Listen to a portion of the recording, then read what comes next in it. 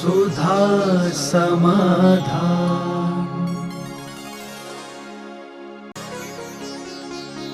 नमोस्तु गुरुदेव। अरिहंतों और सिद्धों के अनंत चतुष्टय में क्या अंतर होता है? अनंत चतुष्टय में तो दो तीन में तो कोई अंतर होता नहीं।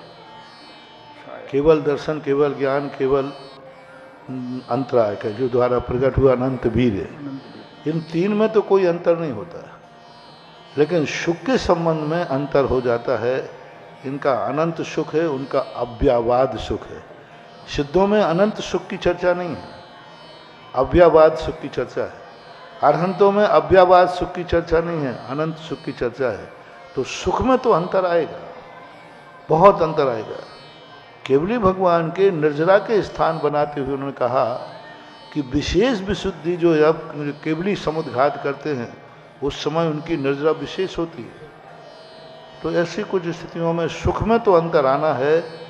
एक आत्मा का शुद्ध स्वरूप है, अभी शुद्ध है नहीं, फिर भी भावना से शुद्ध स्वरूप का अनुभव कर रहे हैं, और एक वो हैं जो स्वयं शुद्ध हैं और शुद्ध का अनुभव कर रहे हैं। नमोस्तु गुरुदेव। किसी को दान देते हुए दान देने का मन करता है, लेकिन अभी स्थिति नहीं है, क्या करूं? क्यों नहीं है व्यवस्था? वही वाली बात, क्यों नहीं है व्यवस्था? कारण बताओ क्यों नहीं है? अभी यही तो प्रश्न चल रहे हैं कि हमारी जिंदगी हम अनुसार क्यों नहीं जी पा रहे हैं। हमारी जब दान देने की इच्छा है तो क्यों नहीं दे पा रहे हैं? कारण बता दो। 3 कारण कि तुम कंजूस हो, मक्खी चूस हो, तुमसे पैसा छूटता नहीं, चमड़ी जाए पर, हाँ, पाप कार्यों में जावे तो जावे, धर्म कार्य में नहीं जाना। पाप कार्यों में जाए तो जाने दो, खूब, इसी के लिए तो कमाया है, इसी के लिए तो कमाया है। काहे के लिए कमाया है? जब कोई शादी वाह करते हो ना तो उसमें अनाप शनाप खर्च करते हो। कोई कहता भैया ये एक पंडाल बनाओगे, बाजा वाला बुलाओगे तो इतने पैसे, अरे काहे के लिए कमाया है बुलाओ। तो एक दो व्यक्ति हो गए, एक तो वो है जो कंजूस है, जो कसी खर्च करना ही नहीं चाहता। कौड़ी कौड़ी माया जोड़ी, बन गए लाख करोड़ी, दान करी ना खाई खर्ची, आखिर को सब छोड़ी। दूसरा वो है जो पापों में तो खर्च करता है, संसार के कार्य आ जाए तो खूब लुटाता है, पानी की तरह बहा देता है। 100-100 करोड़ की शादियां करेंगे साहब, सोना चांदी भेंट में देंगे, वो नहीं, ऐस में होटल ही 3-3, 10-10 करोड़ रुपए की तो होटल करते हैं। बताओ 2 दिन के होटल का बिल 5-5, 10-10 करोड़ रुपया बनता है बड़ी होटलों में, उसमें सब खर्च करेंगे, इसलिए दान नहीं दे पाते। तीसरा कारण हो सकता है तुम समर्थ नहीं हो, गरीब हो, समर्थ नहीं हो, है ही नहीं, तुम्हारा कहां से दूंगा। चौथा कारण है कि तुम देना तो चाहते हो लेकिन तुम्हारे अधिकार से बाहर है, क्योंकि तुम घर में अकेले देने सक्षम नहीं हो, तुम सबसे छोटे हो, तुम्हें कोई पावर नहीं है देने का, तुम्हें कोई पावर नहीं है देने का। ये 4 कारण से व्यक्ति नहीं दे पाता है। तो पहले 2 कारणों का तो हम उपाय बताएंगे नहीं, क्योंकि उससे तो वो कर्म ही सजा देगा। लोभी का धन लावर खाए और बचे सरकार जाए। जो पहले 2 प्रकार के लोग हैं इनको तो कुछ भी उपदेश नहीं है। इनका तो किसी दिन या तो चोर डाकू आएगा सो ले जाएगा, और या फिर सरकारी छापा पड़ेगा तो चला जाएगा, और या फिर आंख बंद हो जाएगी तो सब रखा रह जाएगा। इनको तो कर्म समझाएगा, क्योंकि बहुत आरंभ और परिग्रह के साथ व्यक्ति मरता है। तो सीधा बहवारम परिग्रहत्वम नारकस्य, ऐसा दिन रात कमाया तो है लेकिन दान देने का भाव नहीं बनता। समझ लेना अंतिम मनुष्य भाव है रावण के समान नरक मिलना है। अंतिम समय बहुत आरंभ है। और जिसने व्यक्ति ने पापों के लिए दान तो खर्च कर रहा है, धर्म के लिए सीधा रावण। रावण का क्या हुआ? रावण के जीवन में इतना धन था, उसकी कमाई का था, मेहनत का था, कोई डकैती का धन नहीं था, बड़ी मेहनत से कमाया था, पूर्व भाव से कमाया। लेकिन उसने पापों में तो खूब खर्च किया। सोने की लंका बना दो, सोने के मकान बना दो, आज तीसरे नरक में पड़ा हुआ है। धन तो किया, अपने अय्यासी में खर्च किया, आज नरकों में पड़ा, एक कौड़ी भी नहीं, खाने को दाना नहीं। ये दो व्यक्ति तो दुर्गति जाएंगे, जो लोभी है, जिससे छूटता नहीं है, और जो गलत कार्यों में, संसार के कार्य खर्च करने में माहिर है, धर्म के कार्यों में नहीं करता है। इसको कोई नहीं समझा सकता। ये तो जब कर्म की रिमांडर पे जाएगा तब सही होगा। अब दो व्यक्ति बचे। एक वह व्यक्ति जो समर्थ ही नहीं है, देना चाहता है लेकिन है ही नहीं, तो उसको विचार करना चाहिए, आज मेरी ऐसी दशा क्यों हो गई कि आज मैं देना चाहता हूं लेकिन मेरे पास है नहीं। जरूर हमने पूर्व भाव में धन पाकर के अय्यासी की है, धन पाकर के हमने खूब पापों में गमाया है, धन पाकर के हमने खूब व्यसन किए हैं। इसका परिणाम है कि धन का अभिशाप मेरी जिंदगी में है। चौथा कारण है, जब नहीं दे पाते हैं किसी कारण से, तो वहाँ फिर तुम्हारा कोई दोष नहीं है, क्योंकि तुम्हें देना चाहते हो लेकिन तुमसे परिवार के लोग वो नहीं देने देंगे, तो फिर तुम्हारा दोष नहीं है, तुम दया के पात्र हो अपने आप।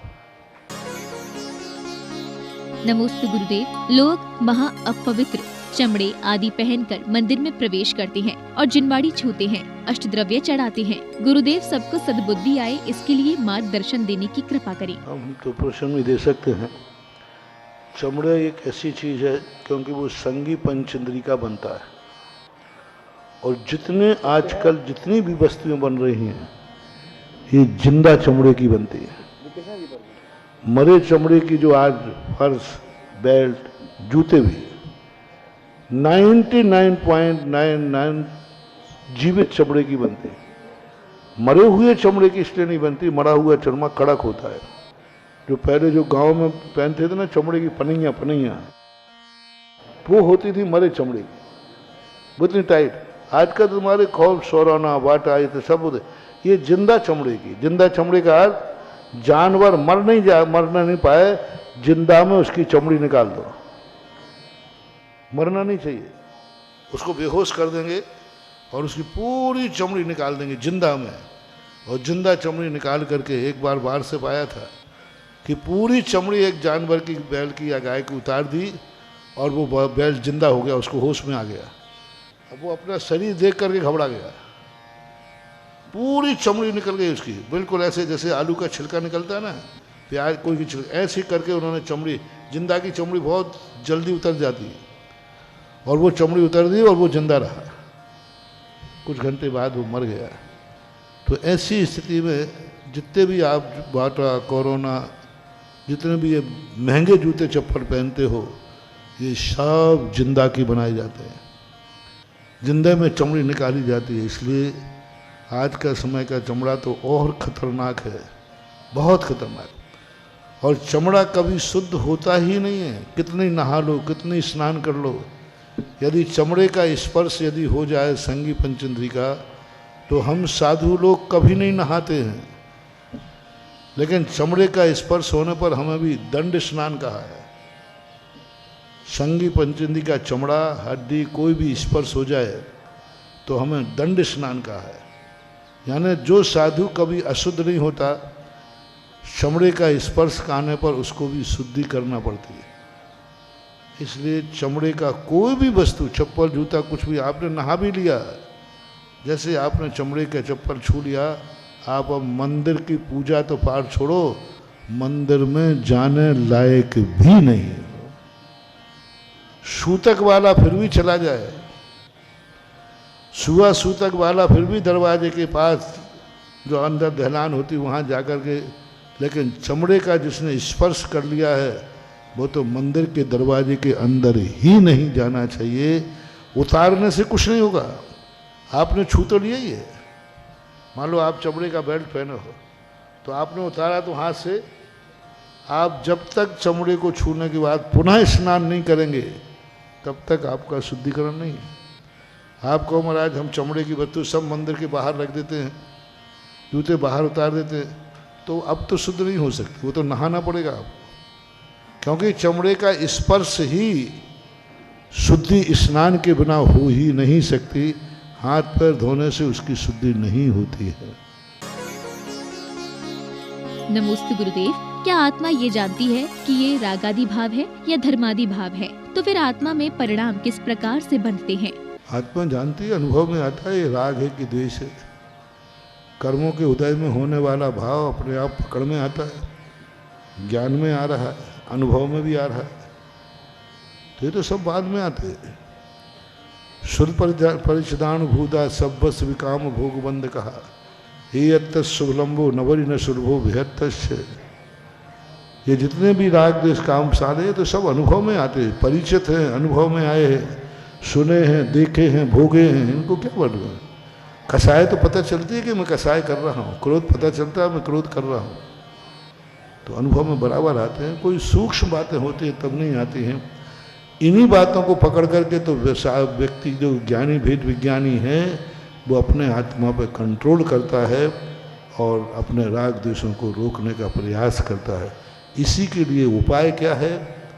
पूज्यवर समंत भद्र महाराज ने श्री रत्नकंठ श्रावकाचार्य में बहुत अच्छा राग द्वेष रोकने का कोई उपाय नहीं, मात्र एक उपाय कहा, राग द्वेष निवृत्त ही चरणम प्रतिपद्यते साधु।